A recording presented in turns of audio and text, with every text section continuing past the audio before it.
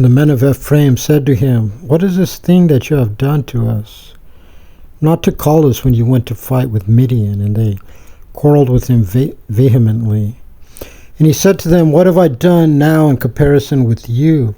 Are not the gleanings of Ephraim better than the vintage of Abiezer? Into your hands has God given the princes of Midian, Oreb, and Zeb.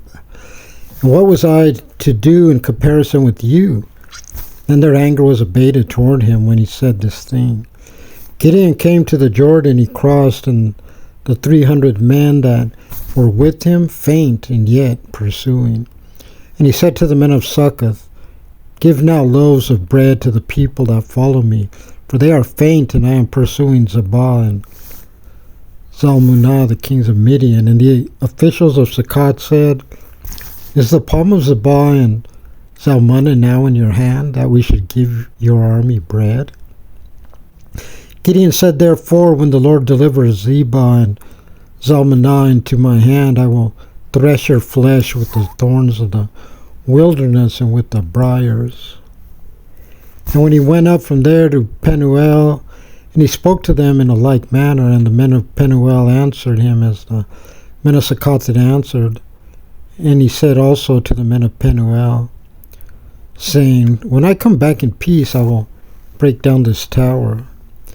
Now Zebah and Zalmunna were in Karkor, and their camps with them, about 15,000 men, all that were left of all the camp of the children of the east. For they that fell were 120,000 men that drew the sword. Gideon went up by the way of the tent dwellers on the east of Nobah and Jogbehah, and he smote the camp, for the camp was secure.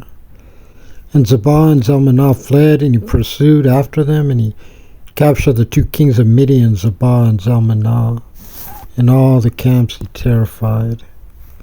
Gideon the son of Joash returned from the battle when the sun was still high, and he caught a youth of the men of Succoth and inquired of him, and he wrote down for him the officials of Succoth and its elders, 77 men. And he came to the men of Succoth, and he said, Here are Zebah and Zalmunna, about whom you did taunt me, saying, Is the palm of Zebah and Zalmunna now in your hand? We should give to your tired men bread. And he took the elders of the city and thorns of the wilderness and the briars, and with them he broke the men of Succoth. And he broke down the tower of Penuel and slew the men of the city. And he said to Zebah and to Zalmunna, Where are the men whom you killed at Tabor? And they said, As you are, so were they. One was as form of the children of the king. And he said, They were my brothers, the sons of my mother, as the Lord lives. If you had let them live, I would not kill you. And he said to Jether, his firstborn, Stand up and kill them. But the young man did not draw his sword, for he was afraid, because he was still young. Then Zebah and Zalmunna said, You stand up and kill us, for as the man is, so is his strength. And Gideon arose, and he killed Zebah and Zalmunna, and he took the crescents that were on the necks of their camels. Then the men of Israel said to Gideon, Rule over us both, you and your son, also your son's son, for you have saved us from the hand of Midian. Gideon said to them, I shall not rule over you, and my son will not rule over you. The Lord will rule over you. Gideon said to them, I would make a request of you, that you give me every man the nose ring of his spoil. For they had golden nose rings, because they were Ishmaelites.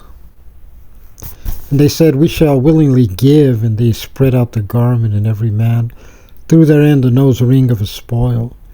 And the weight of the golden nose rings that he requested was 1,700 dinars of gold, beside the crescents and the pendants, and the purple garments that were on the kings of Midian.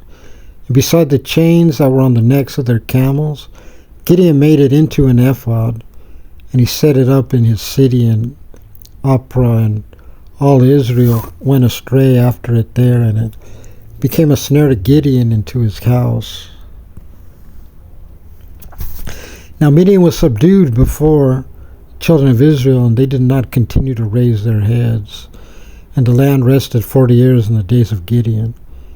And Jerubbaal, the son of Joash, went and dwelt in his house. Gideon had 70 sons who came forth from his thigh, and for he had many wives, and his concubine, who was in Shechem, she also bore him a son, and he designated his name Abimelech.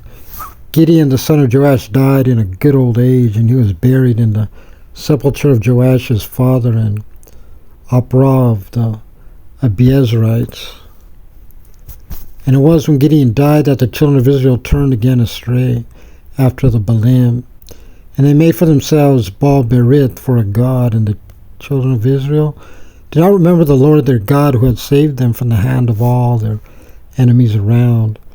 They did not do kindness with the house of Jerubbaal, who was Gideon, according to all the goodness which he had done to Israel.